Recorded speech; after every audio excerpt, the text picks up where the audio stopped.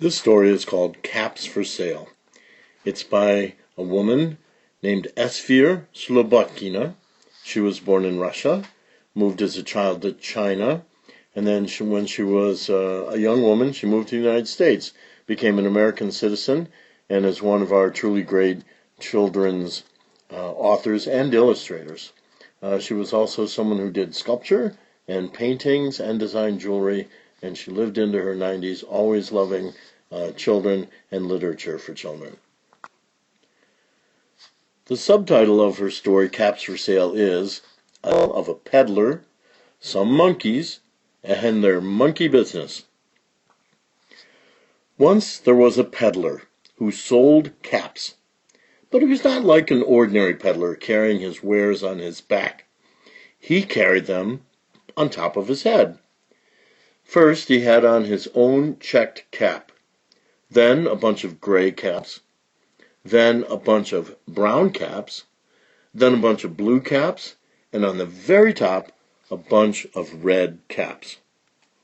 He walked up and down the streets, holding himself very straight so as not to upset his caps. As he went along, he called, "Caps! Caps for sale! 50 cents a cap!" One morning, he couldn't sell any caps. He walked up the street, and he walked down the street, calling, "Caps! Caps for sale! 50 cents a cap!"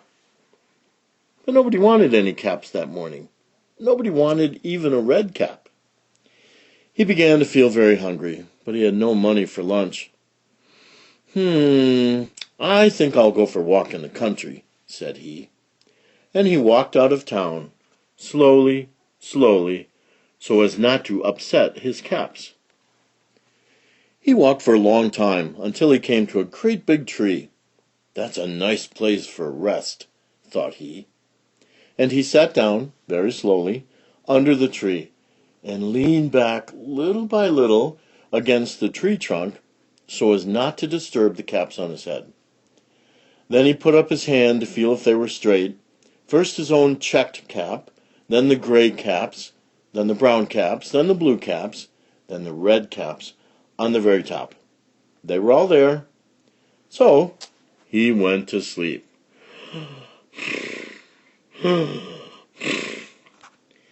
He slept for a long time. When he woke up, he was refreshed and rested. He looked to the right of him. No caps. He looked to the left of him. No caps. He looked in back of him. No caps. He looked behind the tree. No caps. Then he looked up into the tree. And what do you think he saw? On every branch sat a monkey. On every monkey was a gray or a brown or a blue or a red cap.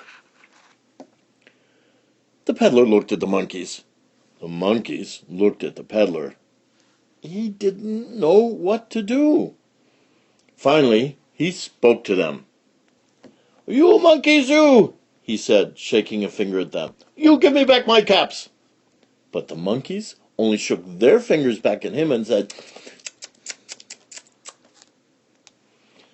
This made the peddler angry, so he shook both hands at them and said, "You monkeys, you give me back my caps!" But the monkeys only shook both their hands back at him and said, "Ooh, ooh, ooh." Now he felt quite angry. He stamped his foot and he said, "You monkeys, you better give me back my caps." But the monkeys only stamped their feet back at him and said, "Ooh, ooh, ah, ah, ah." By this time, the peddler was really very, very angry. He stamped both his feet and he shouted, "You monkeys, you must give me back my caps." But the monkeys only stamped both their feet back at him and said,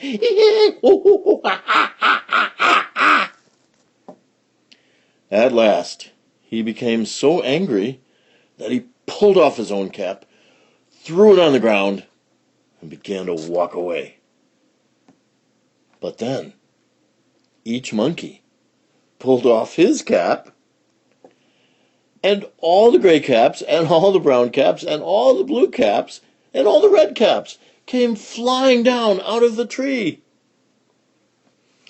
So, the peddler picked up his caps and put them back on his head. First, his own checked cap, then the gray caps, then the brown caps, then the blue caps, then the red caps on the very top. And slowly, slowly, he walked back to town, calling, "Caps! Caps for sale! 50 cents a cap!" And if you have caps for sale, keep them away from monkeys.